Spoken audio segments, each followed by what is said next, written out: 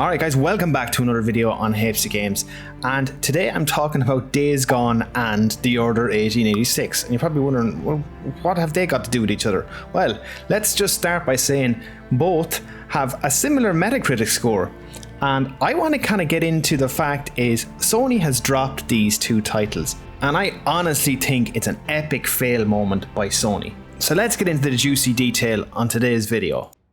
So again, I'd like to elaborate why I'm comparing these two titles. So basically, both are new IPs, both are made by new studios, one being Ready at Dawn and the other being Bend Studios, and both were initially endorsed by Sony.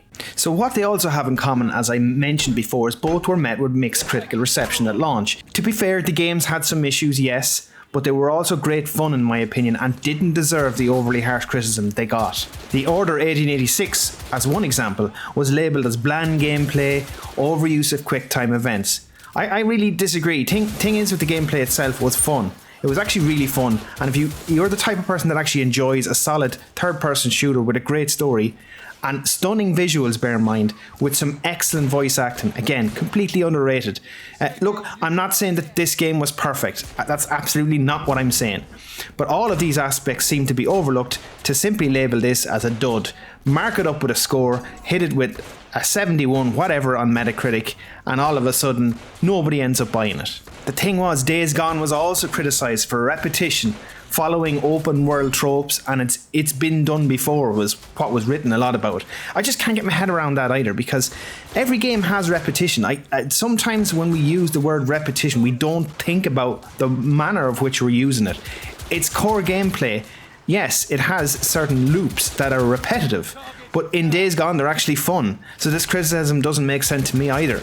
And the other thing was, Days Gone was supposedly had a disjointed story. No way! This Days Gone story was simply fantastic in my opinion. Again, top-notch acting as well. And this also got picked apart really harshly in my opinion.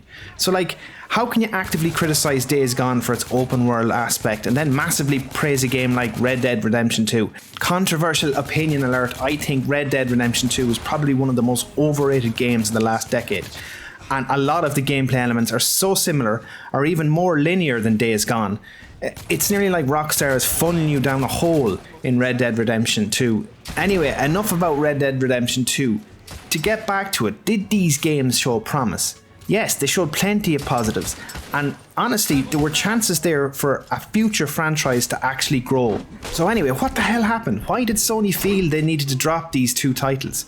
Going back, I'm saying it again, these were not perfect games. I'm not trying to say that, but it does hark back to another video I did a couple of months back, around 7 out of 10 games. Was it Metacritic that done the damage here? I absolutely believe so.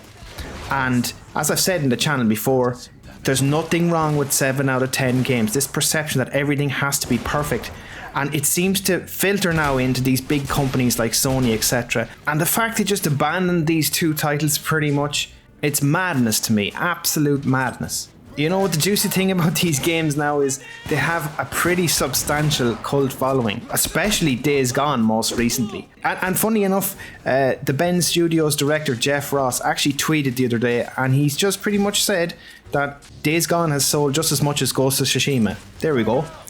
Heavily praised game, and yet Days Gone still has matched those sales figures, and it actually has done really well on the PC. So the PC version is an excellent port, by the way. And yeah, I mean, it's garnering another audience there, and I'm really happy for it from that perspective. But look, I'm going to go back to the main point of what I'm trying to make today. I firmly believe mistakes were made here by Sony in dropping direct support for these titles.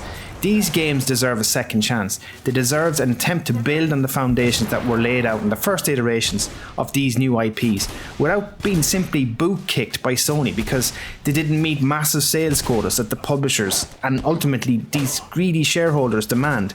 They don't give a fuck about people who want to play games. They just want to make more dollars, and they want to keep you playing. They want to keep you playing the same games over and over again. No, we need more new games. We need more variety. That's what we need. But maybe to Sony's credit, it seems that they've reversed some of their stupid decisions by actually re-registering the trademark for the Order 1886. So there's quite possible that we might see a return of this game, or maybe even a sequel, which would be epic. What's even more interesting to me now is there's actually an opportunity for Microsoft potentially to swoop in and pretty much take over Bend Studios or give them the support they need. And I think that would be a bitter pill to swallow for Sony. So look, just to reiterate the main point today, we need more new IPs. The gaming world needs new games. I'd only wish everything wasn't simply driven by numbers and how long it can keep people playing the same game. There is room for all types of games, including 7 out of 10 games. We need diversity. That's why a lot of people are turning to indie titles and they don't bother with AAA games anymore because they want that variety. Guys, look, if you enjoyed today's rant, please consider subscribing and I'll see you in the next video. Thanks for watching.